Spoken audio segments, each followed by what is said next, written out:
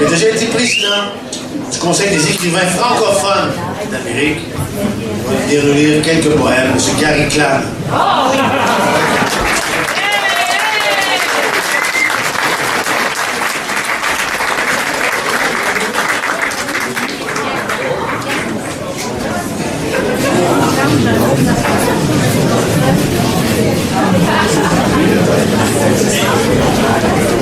Bonsoir.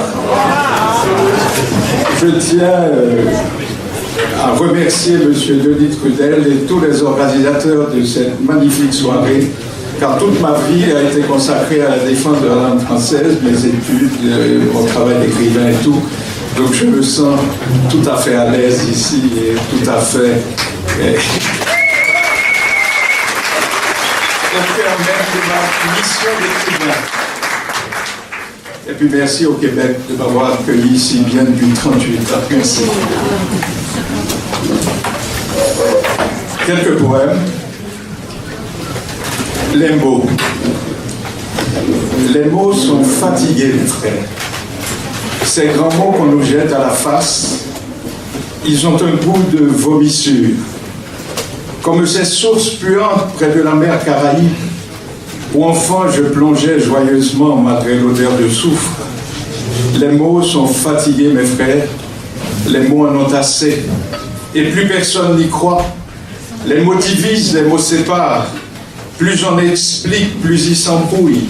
On dirait des feuillets oubliés qu'un vent violent déplace. Les mots font mal. Les mots nous blessent avec leurs arrêts de vie. Rarement ils nous consolent. Et si rare est la fluidité que lorsqu'on la rencontre, on dirait un grand rêve qui serait tombé du ciel. Les mots n'expriment rien. Les mots sont des farceurs. Tout sourire est une quête de pouvoir.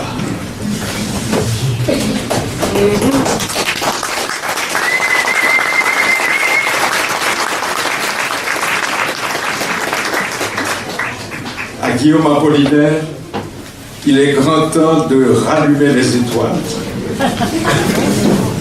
Je prends ce vers à celui qui, sans rime et sans façon, chanta le pont de sel et le nouveau, pour dire ce qu'au tréfonds gît par ces temps de mort et de déconfiture, ces heures de haine et d'amertume où l'on ne sait à quel saint se vouer, quel Dieu prier, puisque tout paraît vide, et que les êtres ont perdu sens et l'équilibre. Les petits hommes éteignent les flambeaux et font de l'ombre sur la terre. Il est grand temps, vous dis-je, de rallumer les étoiles.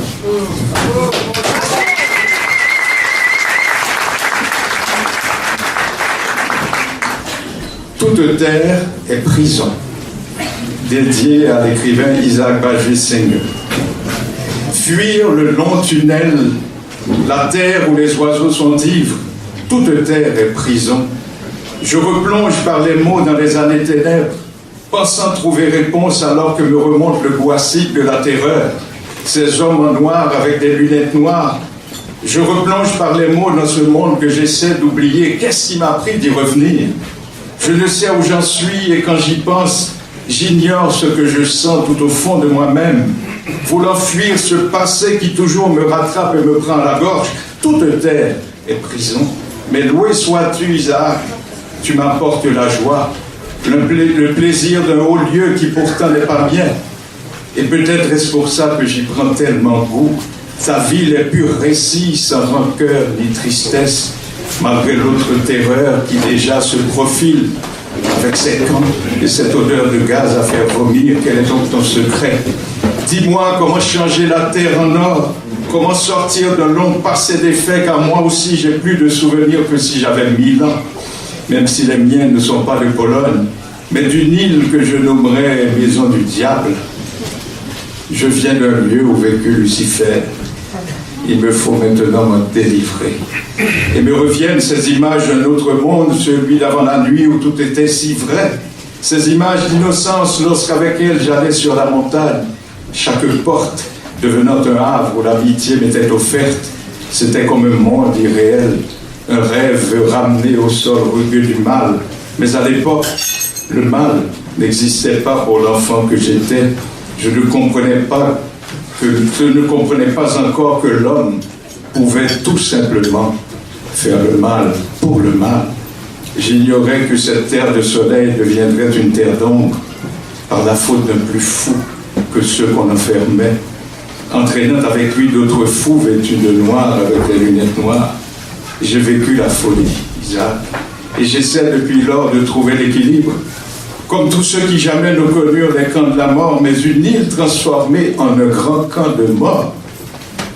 Me répugne ceux qui feignent l'oubli, ceux qui pourtant avaient souffert et qui tiennent aujourd'hui un discours que personne ne comprend. Le mal fait par ces hommes en noir, avec des lunettes noires, n'a pas d'équivalent sur cette île d'où je viens.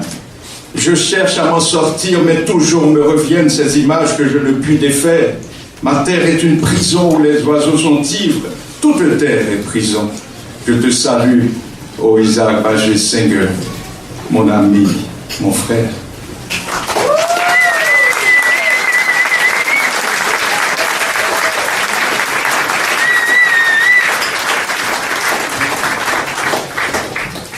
Les fantômes de Goya. N'aimant pas l'école, il rêvait aux étoiles et lisait autant n'emporte le vent. Faulkner et le vieux Sud, toutes ces maisons à colonnades qu'il aimait tant, malgré les ombres d'infortune comme celles qu'il avait sous les yeux, esclaves libres de leur temps, pas différents de ceux que l'on pendait sous une grande croix en flammes. Tous les chemins mènent à la croix. Il se perdait dans le sud qui brûlait ayant joué aux malades imaginaires, afin de fuir l'école qu'il haïssait comme ces croix que l'on incendiait par haine de la couleur, l'éternelle haine de l'homme pour l'homme. Mais quand l'esclave se libère, il devient oppresseur. Il fait comme ceux du sud profond et brûle toutes les croix qu'il rencontre. Amour de l'homme pour le feu, Goya, l'Inquisition, les fantômes de Goya, Torquemada et Bernard Guy, toujours présents, car l'homme désire le mal. Et quand il oublie la couleur, tout prétexte lui est bon pour refaire l'Inquisition. La haine n'est jamais morte dans un cœur d'homme. Amour de l'homme pour le bûcher, son cœur est une flamme qui brûle et que la haine alimente. Ne me dites surtout pas que l'histoire a une fin. L'histoire est une quête sans fin du mal et de l'humiliation. Le sud profond avec ses croix qui brûlent, symbole de ce que l'homme a fait de la croix du crucifié devenue croix de haine. Toujours, l'esclave d'hier deviendra l'oppresseur de demain. Dernier poème.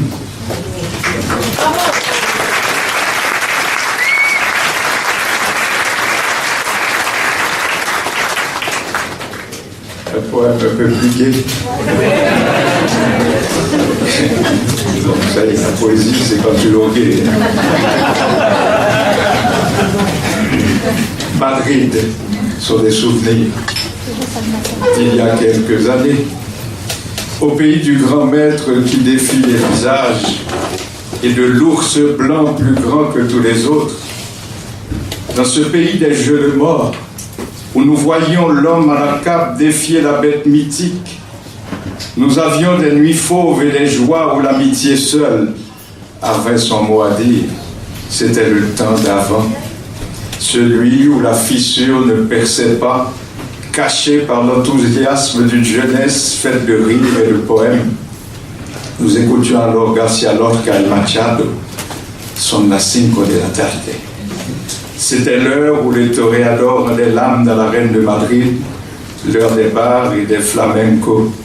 Je me souviens d'une fille rencontrée par hasard, avec qui nous marchâmes de Madrid jusqu'à l'eau, malgré celui qui citait Cervantes du haut de son balcon, et les serenos qui répondaient très vite à l'appel de nos mains. C'était l'heure des soupers sans fin et des promenades sur la Gran Via jusqu'au petit matin. Nos religions Hemingway et Lorca sont las 5 de la tarde. Merci.